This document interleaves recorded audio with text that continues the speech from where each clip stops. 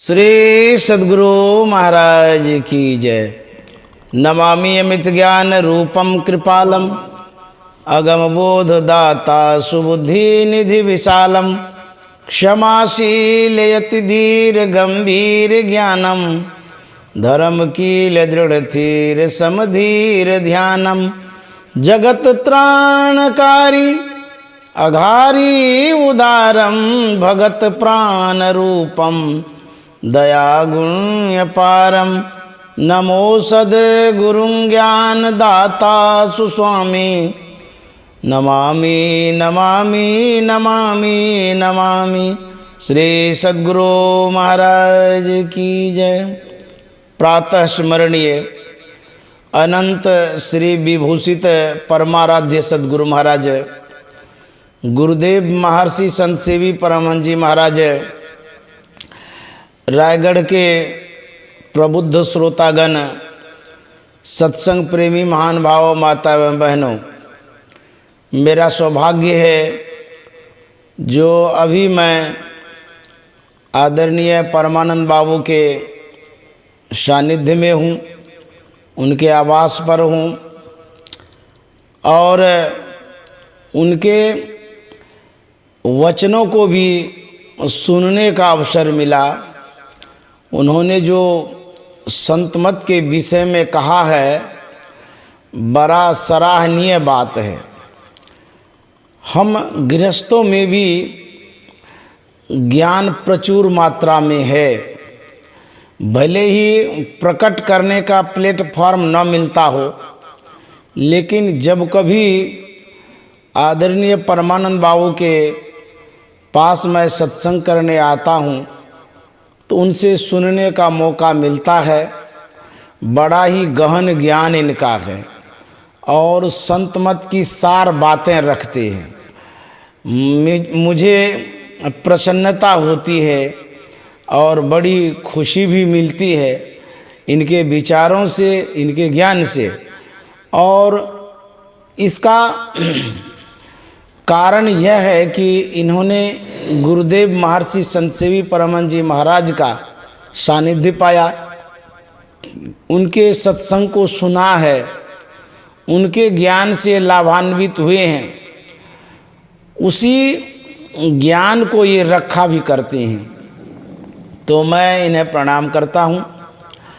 आज का दिन बड़ा ही शुभ दिन है, शुभ अवसर है, शुभ घड़ी है, क्योंकि आज माँ सरस्वती की पूजा सब कोई कर रहे हैं। बसंत पंचमी है।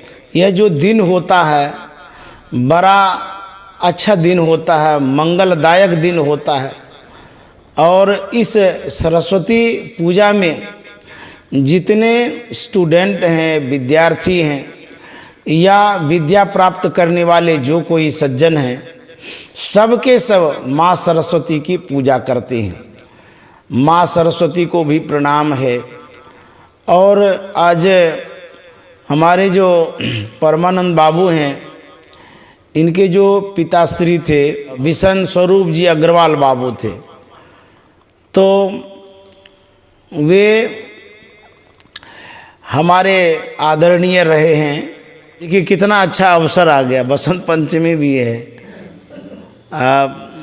बाबूजी की पुण्यतिथि भी है और यह अवसर बार बार नहीं मिलता है। तो उनका जो जीवन रहा है अनुकरणीय रहा और उनकी देन है इस परिवार में।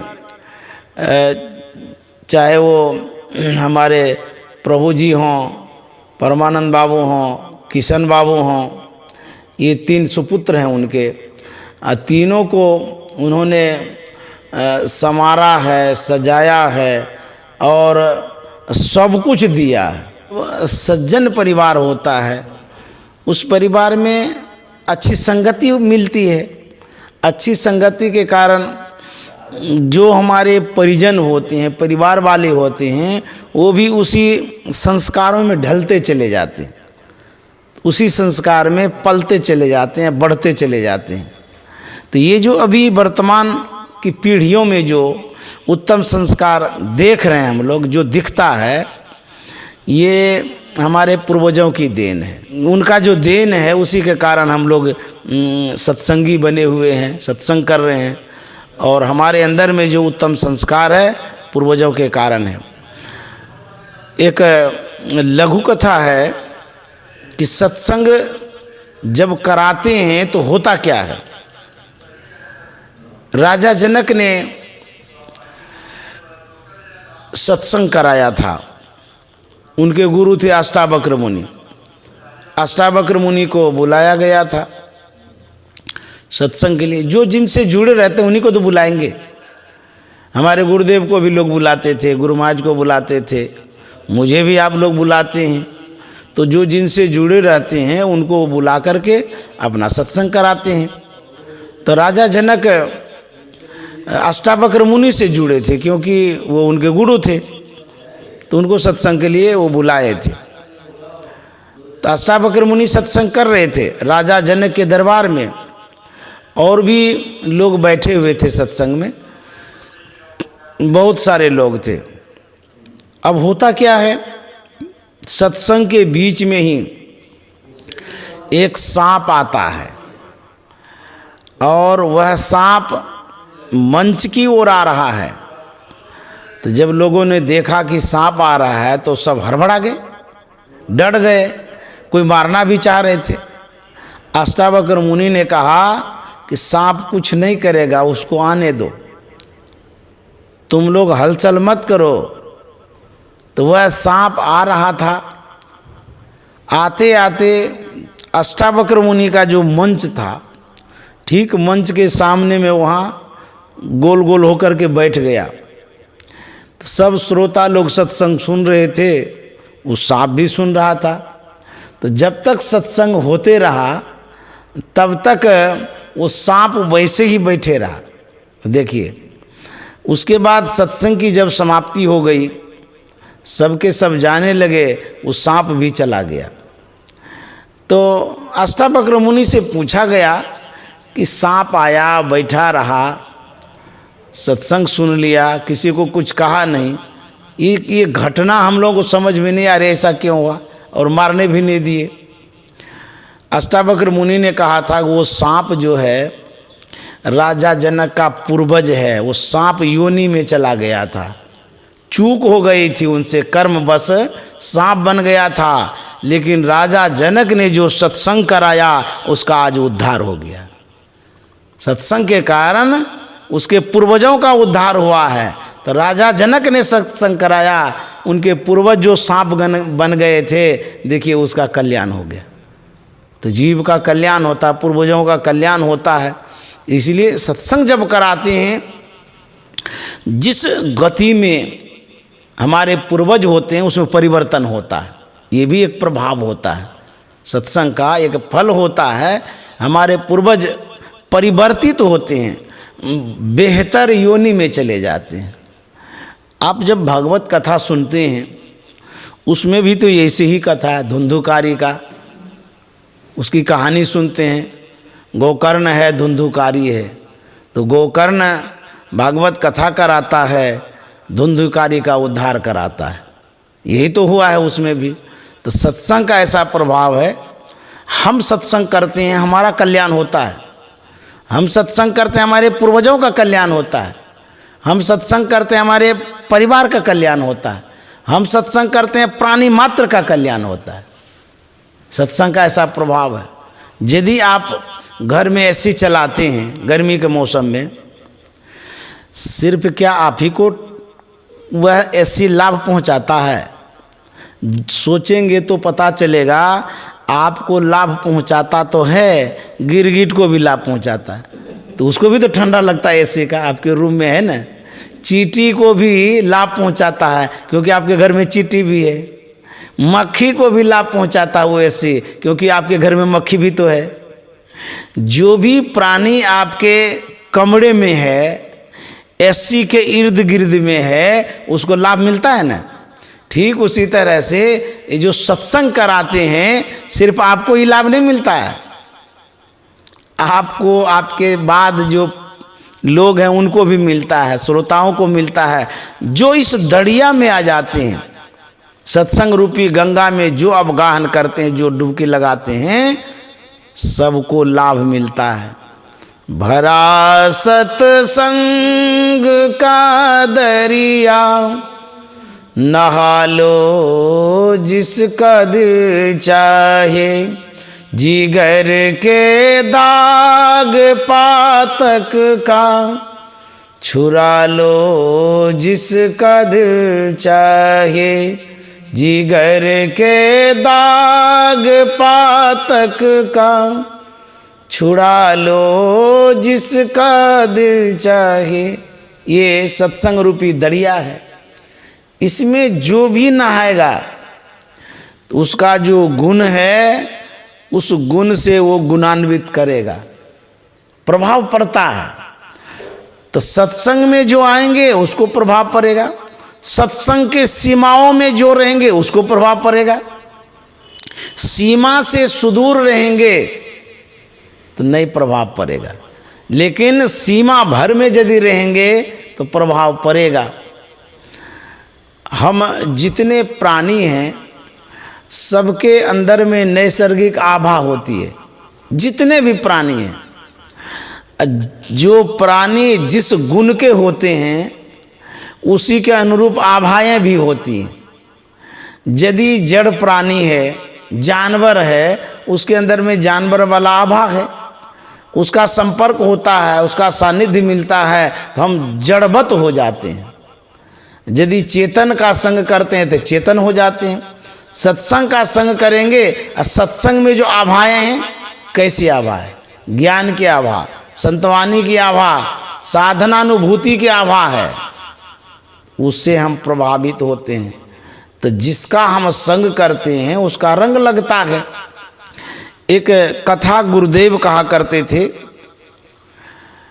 एक विद्वान थे, सुकरात, संत थे वो। किसी कारण बस वो जेल चले गए। एक थे अरस्तु, बड़े विद्वान थे। अरस्तु मिलना चाह रहे थे सुकरात से। लोगों के अंदर में एक अवगुण होता है आलस्य करने का, टालने का।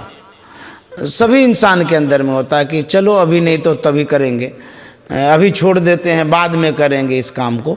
लेकिन संत महात्मा कहते हैं शुभ से शीघ्रम, शुभ काम को शीघ्र कर लीजिए, नहीं तो वह समय, वह घड़ी आए ना आए क्या ठिकाना है। उस समय का आप इंतज़ार करेंगे, शुभ काम कर नहीं पाए और घड़ियाँ आई नहीं, हम ही चले गए तो गए काम से। तो कहते हैं सुबह से शीघ्रम, जो शुभ काम हो, यदि मन में आप ठाने हैं अच्छा काम है, करना है तो जल्दी कर लीजिए, और नहीं करिएगा तो कर नहीं सकिएगा, कोई न कोई कारण हो जाएगा, आपके मन में अफसोस होगा, दुख होगा, तकलीफ हो जाएगी। इसलिए कहते हैं सुबह से शीघ्रम। तो अरस्तु के मन में था कि मिलेंगे, लेकिन टाला टूली करते करते ऐसा समय आया कि जो हमारे संत थे सुकरात, वो चले गए जेल। फिर मन में वह कोई बात नहीं, जेल में ही मिल लेंगे। तो यहाँ से चले, चलते चलते चलते चलते करीब में गए तो अरस्तु के मन में जितनी जिज्ञासाएं थी, जो भी क्वेश्चन था मन में, जो प्रश्न था, उसका समाधान रास्ते में हो गया, बिना बातचीत किए ही। जेल में गया, जहाँ पर कैदियों से मिला जाता है वहाँ पर वो गया, बुलाया गया। महात्मा सुकरात आ गए मिलने के लिए। उन्होंने देखा कि इतने बड़े विद्वान आदमी अरस्तु हमसे मिलने आए हैं। तो सुकरात पूछता है कि आप हमसे मिलने आ गए जेल में, क्यों आए, क्या बात है? अरस्तु ने कहा था कि बातें तो बहुत थी, लेकिन उन बातों का समाधान हो गया है, एक बात रह गई है। क्या? कहता वह बात यह है कि मेरे मन में जो मिलने की बात थी तो कुछ जिज्ञासाएं थी, उन सारी जिज्ञासाओं का समाधान अपने आप हुआ तो कैसे हुआ, यही समाधान चाहता हूँ। यही तो बता दीजिए, उसके बाद और तो हो ही गया है। महात्मा सुकरात ने कहा था कि आप जब मेरी आभाओं में प्रवेश कर गए तो उस आभा के कारण आपके अंदर में जो जिज्ञासाएं थी उसका समाधान हो गया। क्योंकि संत महात्माओं की आभाएं जो होती है ज्ञान की होती है, तो ज्ञान की आभा में जब आप रहते हैं आपके अंदर में संशय नहीं रहता है, अज्ञानता नहीं रहती है, क्वेश्चन नहीं रहता, प्रश्न नहीं रहता है, सब दूर हो जाता है। तो उस आभा मंडल में जब आप प्रवेश किए तो आपका समाधान हो गया। तो जितने प्राणी होते हैं सबके अंदर में आभाएं होती है। तो संत के अंदर में कौन सी आभा है? ज्ञान की, साधना की, अनुभव की, शांति की, सुख की। तो उन आभाओं में जब हम जाते हैं तो वैसा हमको मिलता, वो प्रभाव डालता है। इसीलिए कबीर साहब ने कहा है कि कबीर संगत साधु की, जो गंधी को बास, जो कुछ गंधी दे नहीं तो भी बास सुबास। जब आप साधु महात्माओं के करीब होते हैं आपके अंदर में शांति जैसा महसूस होता है। जो संत हैं, सच्चे साधु हैं, साधक हैं, जिनका विचार बहुत उत्तम है, उनके नज़दीक किसी कारण बस जाते हैं या अथवा सत्संग के निमित्त आप जब घर पर उनको बुलाते हैं तो कुछ समय, कुछ घड़ी, कुछ दिन सानिध्य तो मिलता है, संग मिलता है। तो साधु महात्मा का जब संग मिलता है तो मन प्रसन्न रहता है, मन खुश रहता है, हरा भरा जैसा लगता है, वजनदार जैसा लगता है मन। जब वो दूर होते हैं अभाव जैसा लगता है। जानते हैं कैसे, क्यों होता है ऐसा? जैसे मान लिया जाए आप जब तक एसी में रहते हैं तो ठंडा लगता है ना, और जैसे एसी बंद कर दीजिएगा तो गर्मी लगेगी। उसी तरह साधु महात्मा के अंदर में शीतलता है, ज्ञान की शीतलता। कोई एसी वाला नहीं, ठंडा वाला, ज्ञान की शीतलता, विचार विवेक की शीतलता, सुख की शीतलता, शांति की शीतलता, ये सब साधु महात्माओं के पास होता है। और हमारे अंदर में जो आत्मा है उसको सुकून मिलता है, शांति मिलती है, अच्छा लगता है। और जब दूर होते हैं तो एक निराशा जैसा लगता, अभाव जैसा लगता कुछ खोया खोया सा है, कुछ घट गया है, ऐसा होता है। तो साधु महात्मा जब आते हैं तो लक्ष्मी आती है। साधु महात्मा जब आते हैं तो हमारा सौभाग्य जगता है। साधु महात्मा के आने से हमारे घर में रौनकता बढ़ जाती है। इसीलिए कबीर साहब ने कहा है कि जाघर गुरु की भक्ति नहीं, संत नहीं मेहमान, ताघर जम डेरा दियो जीवत भयो मसान। जिस घर में गुरु की भक्ति नहीं होती है, साधु महात्मा नहीं आते हैं, जानते हैं क्या होता है? उस घर में श्मशान घाट जैसा होता है। साधु महात्मा आते हैं तो घर पवित्र हो जाता है, मंदिर जैसा हो जाता है, ऐसा कबीर साहब कहते हैं। इसीलिए कबीर साहब क्या कहते हैं? ऐसे साधु का संग करना चाहिए। कर साहेब से प्रीति रे मन, कर साहेब से प्रीति रे, कर साहेब से प्रीति रे मन। अरे मन, तुम साहिब से, साधु से, महात्मा से, परमात्मा से प्रेम करो, इसलिए कि वही तुम्हारा सब कुछ है। यदि उनका संग करोगे, वो सामर्थ्यवान है। जो चीज़ साधु महात्मा दे सकते हैं वो संसार के लोग कभी नहीं दे सकते। तो साधु महात्मा देते तो कुछ नहीं, खाली लेते ही रहते हैं। जब साधु महात्मा आते हैं उसको तो गृहस्थी लोग देते रहते हैं, रुपया देते हैं, कपड़ा देते हैं, पैसा देते हैं।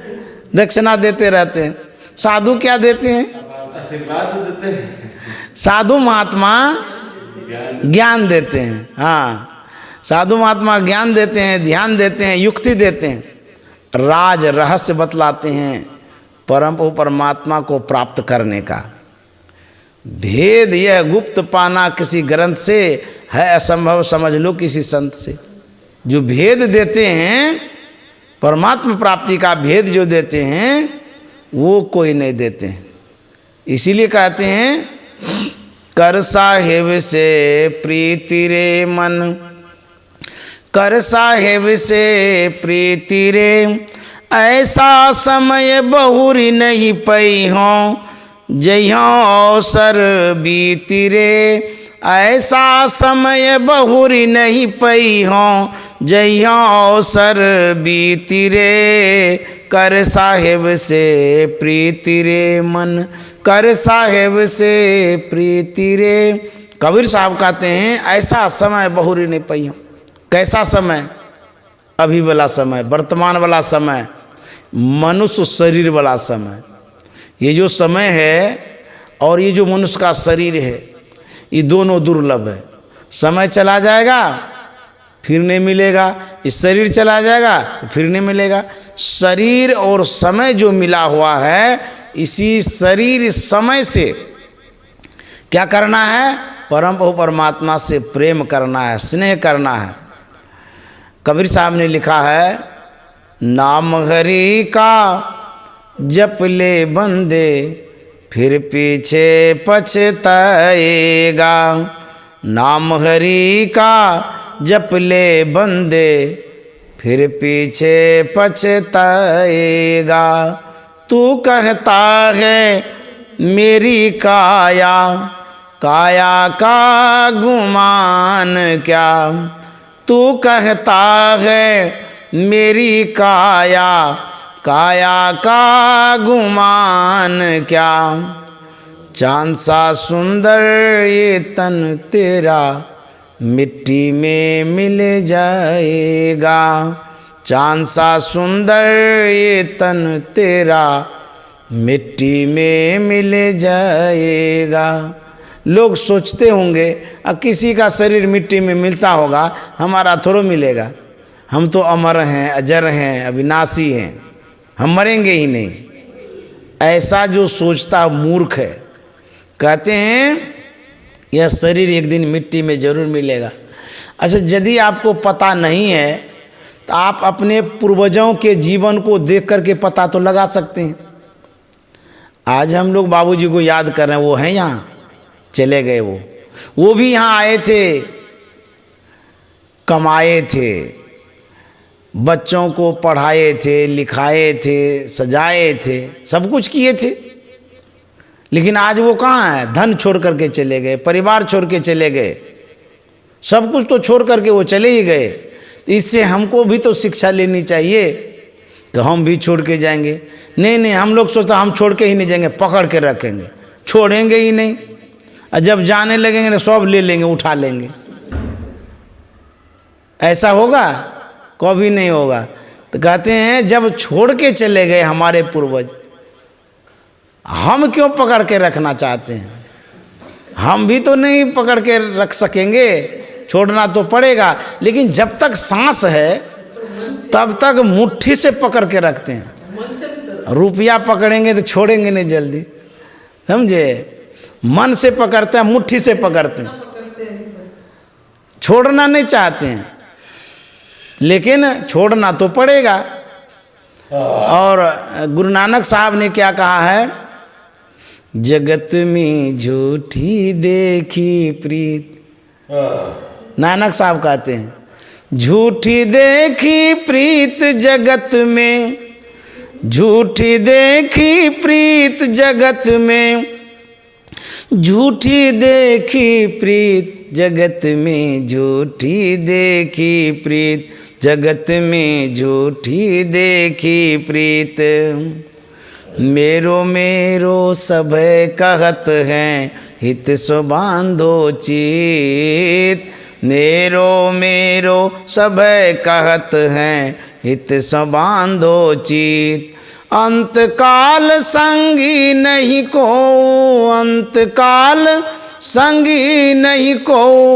अरे यह अचरज की रीत, जगत में झूठी देखी प्रीत, जगत में झूठी कहते हैं बड़ा आश्चर्य की बात है।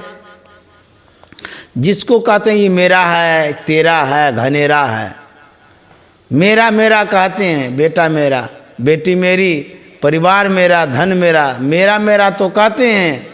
नानक साहब कहते बड़ा आश्चर्य की बात है।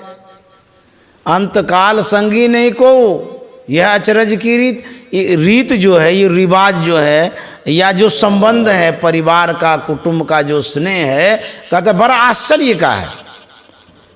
जब अपना बनाते हैं तो सपना क्यों हो जाता है? तो संत महात्मा कहते हैं इस संसार ही सपना है। बाबा देवी साहब ने कहा था ये जगत मिथ्या है, भ्रम है, असत्य है। कहता अभ्यास करो, यही सत्य है। कहते जगत में झूठी देखी प्रीत, कोई नहीं अपना है, ये मन बूझता नहीं है। तो कबीर साहब कहते हैं कर साहेब से प्रीति रे, मन कर साहेब से प्रीति रे, तन सुंदर छवि देख न भूलो, यह बारू की भीति रे। तन सुंदर छवि देख न भूलो, यह बारू की भीति रे। कर साहेब से प्रीति रे, मन कर साहेब से प्रीति रे। तन सुंदर छवि देख न भूलो, छवि में ना चेहरा। और ये जो शरीर है, किसी का सुंदर है, किसी का गोरा है, किसी का काला है। कहते हैं यदि सुंदर शरीर है, सुंदर चेहरा है, उस चेहरे को देख करके भूलो मत। क्यों? यदि तुम उस चेहरे को देख करके भूल जाओगे, कल्पना करो वो चेहरा एक दिन आग में जलेगा, मिट्टी में मिलेगा। सोचिए तो थोड़ा, हम अभी कितना हलवा, रसगुल्ला, टिकड़ी सब खाते रहते हैं, दूध पीते हैं, मलाई खाते हैं ना। इतना सुंदर शरीर बना करके रखे हैं, हट्ठा कट्ठा शरीर है, और एक दिन मिट्टी में मिलेगा, जल जाएगा। सोचिए कैसा ये शरीर है, इतना सुंदर है तो गौरवान्वित होते हैं, गुमान करते हैं शरीर पर। गुमान मत करिए, ये शरीर मिट्टी में मिल जाएगा, आग में जल जाएगा, राख हो जाएगा। गुमान करने का कोई ज़रूरत ही नहीं है। इस देह की यही दशा है। संत महात्मा बताते हैं यदि आपको नहीं पता है तो आपके परिवार वाले जो गए हैं उनकी क्या दशा हुई है, जाने के बाद आप देख लीजिए जा कर के। नहीं अभी पता है तो श्मशान घाट जा कर के अभी देखिए लाशें जलती होगी। बड़े बड़े आदमी जलते होंगे, पैसे वाले जलते होंगे, अमीर जलते होंगे, गरीब जलते होंगे, रोगी जलते होंगे, निरोगी भी जलते होंगे। श्मशान घाट में सबको ही तो जलाया जाता है, चाहे आप अमीर रहिए गरीब रहिए, सबको राख कर दिया जाएगा। आग की ज्वालाओं में यह शरीर एक दिन झुलसेगा। जैसे भोजन बनाते हैं तो व्यंजन पकाते हैं, उसी तरह से जब लाश बनिएगा, मरिएगा, श्मशान घाट में आपको पकाएगा। परिवार वाले आग लगा देगा, एकदम धधकेगी आग, धधकते जाएगी आग, और आपको देखेगा किधर जला है नहीं जला है। परिवार वाला देखता है, पूछता है कि थोड़ा सा भाग बचा है और उसमें घी डाल दो, देखिए, और लकड़ी डालो उसमें। बोलता है कि थोड़ा सा भाग रह गया, पूरा जला के जाना है। माथा जला देता है, शरीर जला देता है, सब जला देता है। जब राख हो जाता है तब परिवार वाला बोलता सब जल गया, अब चलो, तब छोड़ करके आता है। यही दशा होगी हमारी भी, सबकी, हमको भी जलाया जाएगा। तो सोचिए, विचारिए, जब इस शरीर को जला दिया जाएगा तो इस शरीर को खाली पोसते रहेंगे, पालते रहेंगे, खूब हलवा पूड़ी खिलाते रहेंगे। खिलाइए, शरीर में शक्ति भी जरूरी है, तो खाली खिला पिला करके पलंग पर मत सुलाते रहिए। इसे काम लीजिए ना। अब घुलट घुलट करके खाली सोते रहेंगे खाली इसको सुलाइए ही नहीं। इसे क्या करना है?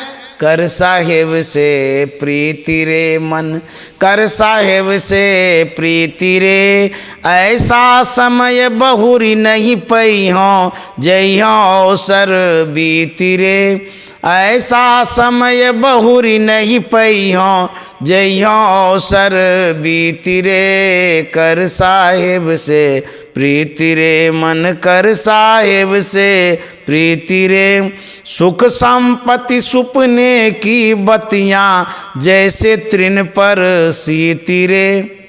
कबीर साहब कहते हैं सुख संपत्ति सुपने की बत्तियां, अर्थात जो सुख है आपके पास और जो आपके पास संपत्ति है, जानते हैं ये सुख और संपत्ति कैसे है? जैसे स्वप्न में आपको मिला हो। तो जगने के बाद तो पता चलता है कि हम दरिद्र हैं, हम भिखारी हैं, हमको तो वही पीड़ा और दुख है। लेकिन स्वप्न में जब आपको मिलता है तो फूले नहीं समाते, हम अमीर आदमी हो गए, पैसे वाले हो गए, हमारे पास बहुत सुख है। तो कबीर साहब कहते हैं जागृत में जो आप देख रहे हैं संपत्ति और सुख, ये स्वप्न की तरह है। सुख संपत्ति सुपने की बत्तियां जैसे तृण पर सीती रे, कर साहेब से प्रीति रे। कहते हैं तृण मना होता घास, घास के ऊपर में सवेरे सवेरे शीत देखते हैं, उजला उजला बूंद देखते हैं ना, एकदम छोटा छोटा बूंद होता है। सवेरे जब उठ कर के जाइएगा, सूर्य की किरणें जब उगती हैं निकलती हैं, उस समय देखिएगा एकदम उजला उजला मोती के जैसे दिखता है। कितने देर के लिए है वो?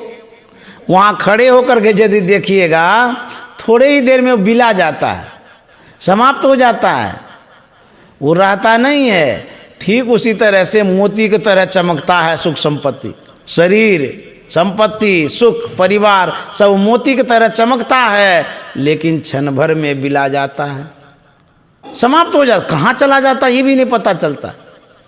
तो वही कबीर साहब कहते हैं जैसे तृण पर शीत रे, बूंद को कहते हैं शीत, तो चमकता तो है लेकिन वो चमक नहीं रहता है।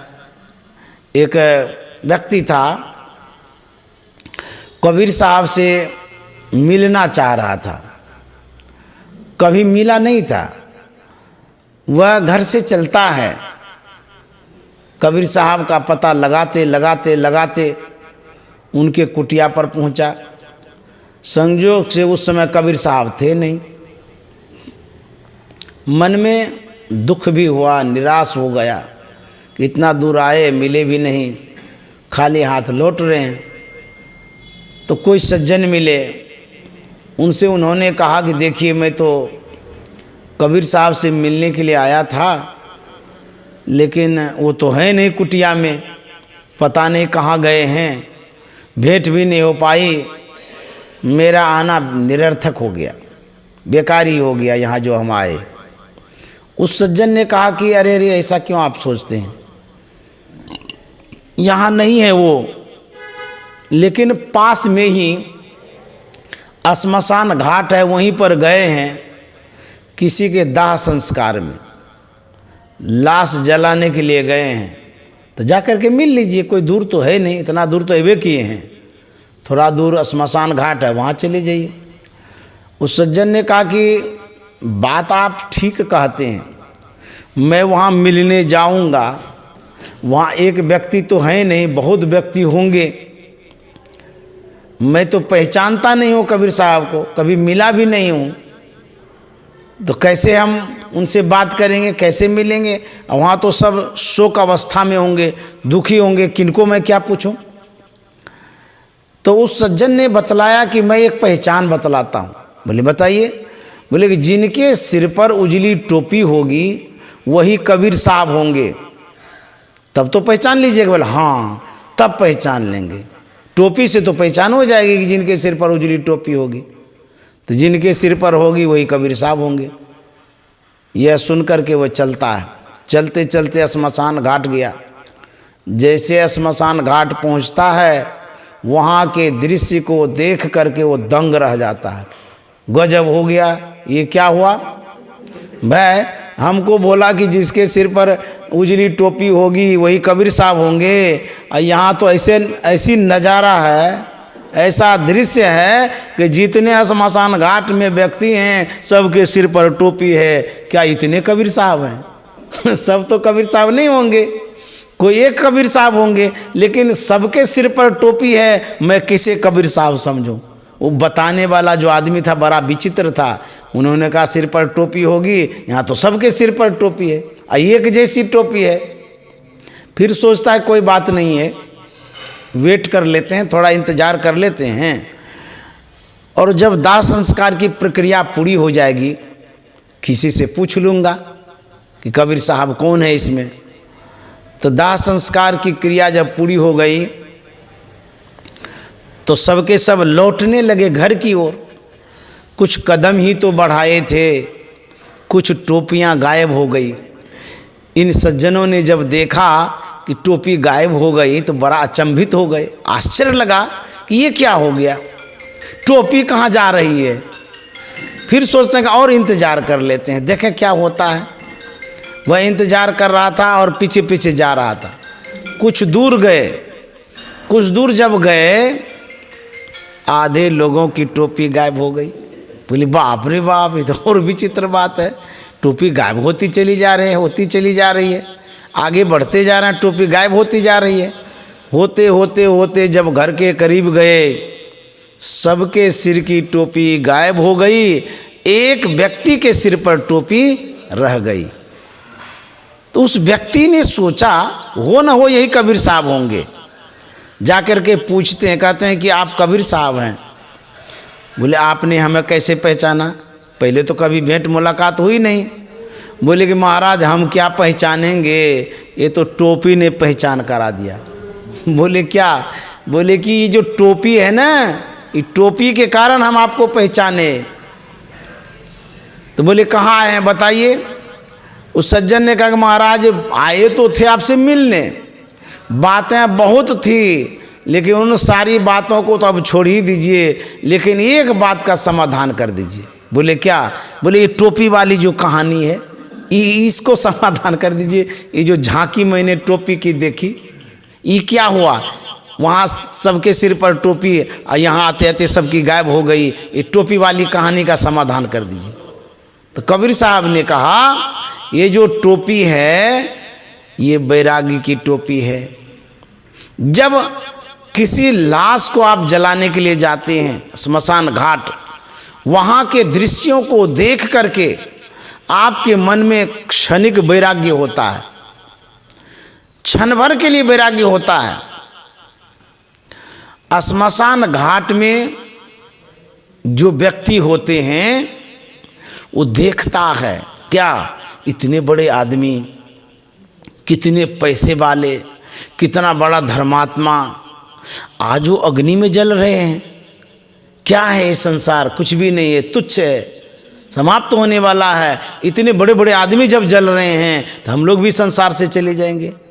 क्या धन, क्या संपत्ति, क्या परिवार, एक दिन इस तरह से समाप्त हो जाएगा और हम भी इस तरह से जलेंगे। तो जो व्यक्ति देखता है जलते लाश को, उसके मन में वैराग्य होता है। तो वैराग्य तो होता है सबके मन में, लेकिन वो वैराग्य टिकता नहीं है। वह वहाँ से घर की ओर मुड़ता है दाह संस्कार के बाद।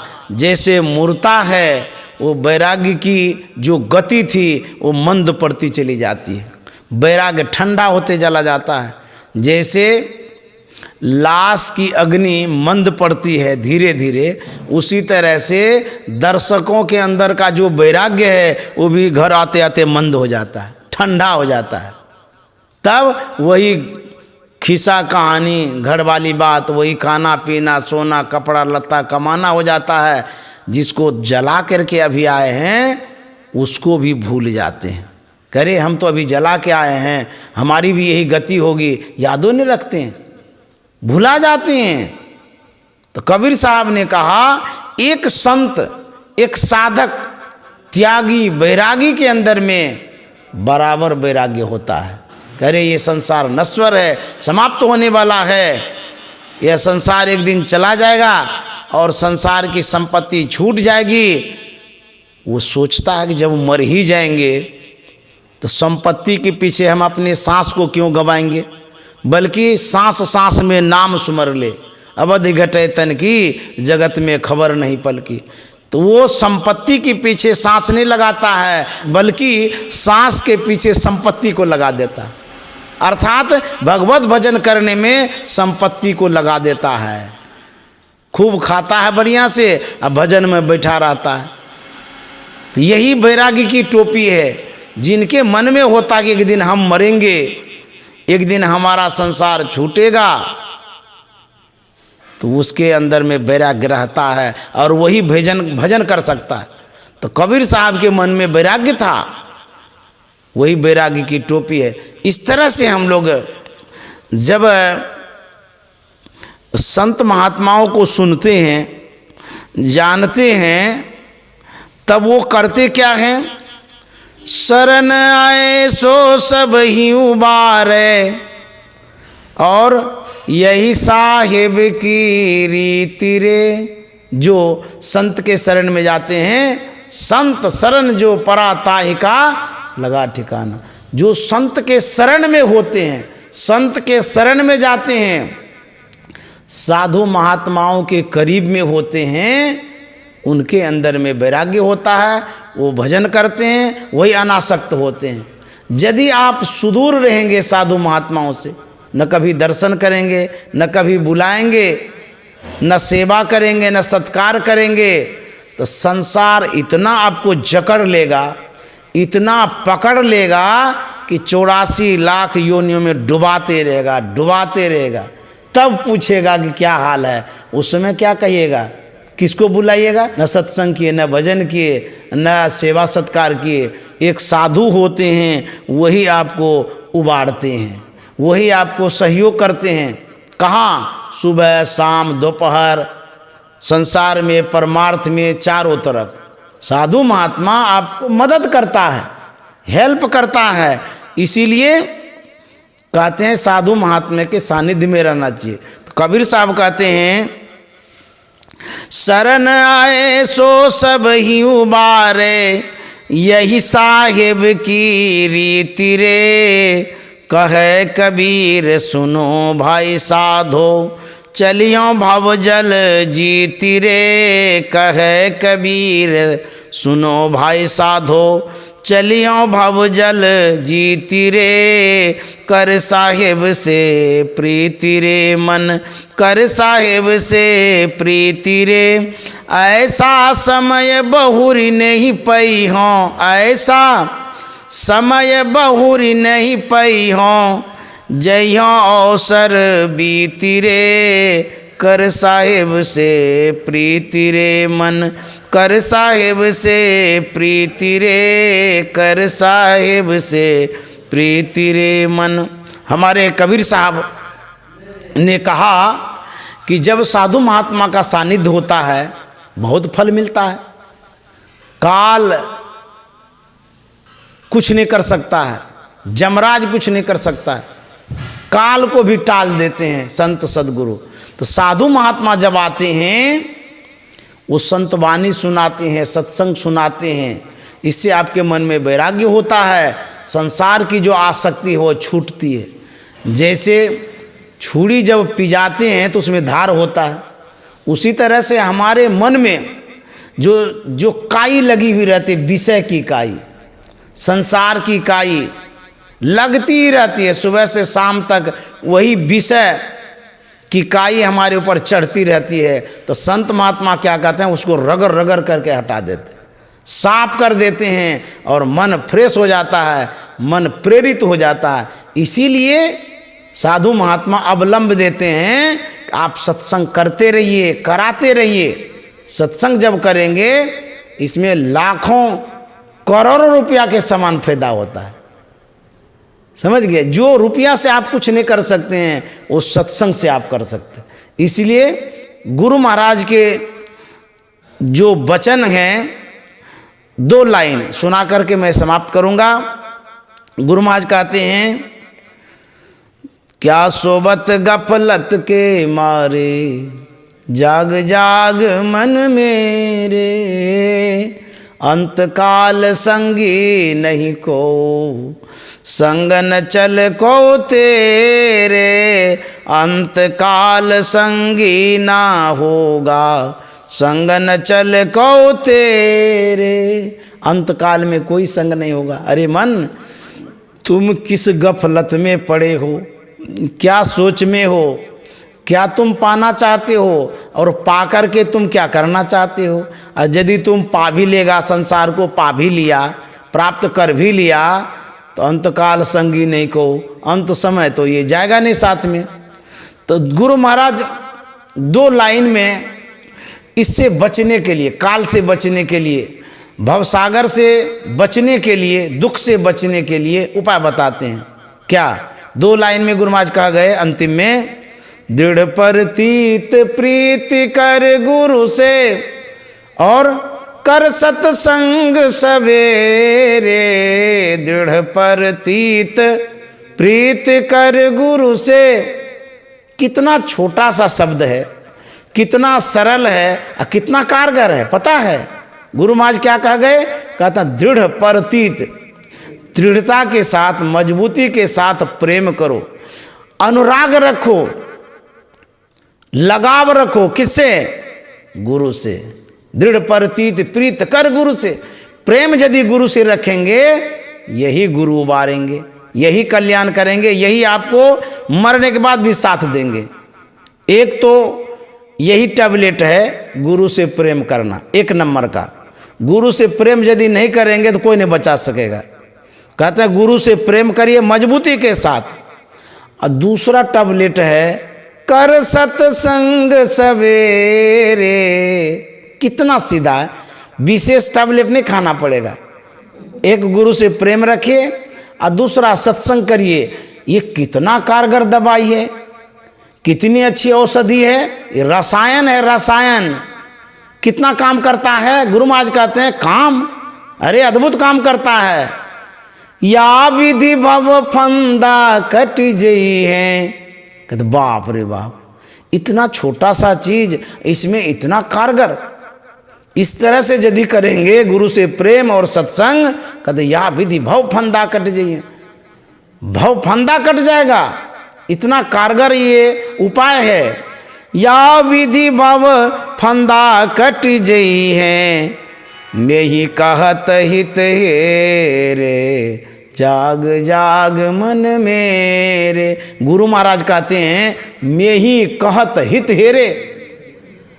अरे मन, तुम्हारे हित के लिए मैंने हेरा है, इसको ढूंढा है। हेरा नाम ना, ढूंढना। मैंने तुम्हारे हित के लिए ये उपाय ढूंढा है, खोजा है प्रयास करके, और तुम्हारे हित के लिए मैं कह रहा हूँ ये दो उपाय, गुरु में प्रेम और सत्संग करते रहो। इसी में तुम्हारा कल्याण होगा, उद्धार होगा। दोनों को मत छोड़ना। यदि छोड़ोगे कोई ले जाएगा ना जमराज किडनैप करके तो हमारा कोई दोष मत देना, इसको पकड़े रहो, कोई किडनैपर नहीं आएगा, उसको उधरे भगा देंगे। या विधि भव फंदा कट जई है, मैं ही कहत हित हेरे, जाग जाग मन मेरे, क्या सोवत गफलत के मारे, जाग जाग मन मेरे। श्री सद्गुरु महाराज की जय। मैं परमानंद बाबू के पिताश्री को नमन करता हूँ और श्रद्धांजलि अर्पित करता हूँ, क्योंकि उनकी पुण्यतिथि आज है। उस पर कुछ घड़ी, थोड़े देर ही सही सत्संग किए, उनको याद किए, उन पुण्यात्मा धर्मात्मा को। और यही पुत्र का कर्तव्य भी होता है कि हमारे जो पूर्वज हैं उनका जो उपकार है, उनके उपकार को मानना चाहिए और उसके प्रति उपकार करना चाहिए। तो ये जो सत्संग आपने कराया, थोड़ा ही सही, यह बहुत बड़ा मतलब कि सेवा है, बहुत बड़ा आपने काम कर लिया उनको याद करके। तो परमानंद बाबू को भी मैं बहुत बहुत धन्यवाद देता हूँ, जिन्होंने बड़ी श्रद्धा और प्रेम से मुझे अपने आवास पर बुलाया। वैसे तो राजा बाबू ने फ़ोन किया था, राजा बाबू ने कहा था कि बाबा हमको सत्संग दे दीजिए। रोकना तो चाह रहे थे लेकिन समय तो था नहीं, तो मैंने कहा थोड़ा ही सही, थोड़े देर के लिए मिल तो लूँगा आपसे। तो उसी ख्याल से मैं आया मिलने जुलने के लिए और थोड़ा सा सत्संग सुना दिया। और यह स्नेह है, हमारे प्रति स्नेह होने के कारण हमको बुला लेते हैं और इस घर पर आ जाता हूँ। तो आप श्रोताओं को भी बहुत बहुत धन्यवाद, साधुवाद। हमारे ऑफलाइन में जो श्रोता हैं उनको तो धन्यवाद दे ही रहा हूँ, और ऑनलाइन में भी जो हैं वो तो अदृश्य हैं श्रोता, ऑनलाइन वाले दिखते ही नहीं हैं। लेकिन दिखे कि नहीं दिखे, लेकिन फिर भी दे ही। सब कोई खुश रहिए, आनंद से रहिए, साधना करिए, ध्यान करिए। अब सुने हैं कि नहीं सुने हैं पता नहीं, सुनते हैं कि नहीं सुनते हैं हमको क्या पता, क्योंकि वो तो चुपचाप सुनते रहते हैं ये लोग। तो कोई बात नहीं, नहीं सुने उसके लिए भी धन्यवाद, जो सुन लिए उसके लिए भी धन्यवाद। हेलो बाबा, हम लोग सुन रहे हैं। अच्छा सुन रहे हैं सब कोई। अच्छा, चलिए बहुत बहुत धन्यवाद आपको। तो वो खुश रहिए, बढ़िया से रहिए और खूब साधना करिए। गुरु महाराज की खूब कृपा हो, ये शुभकामना आप सभी ऑनलाइन श्रोता के लिए। श्री सद्गुरु महाराज की जय।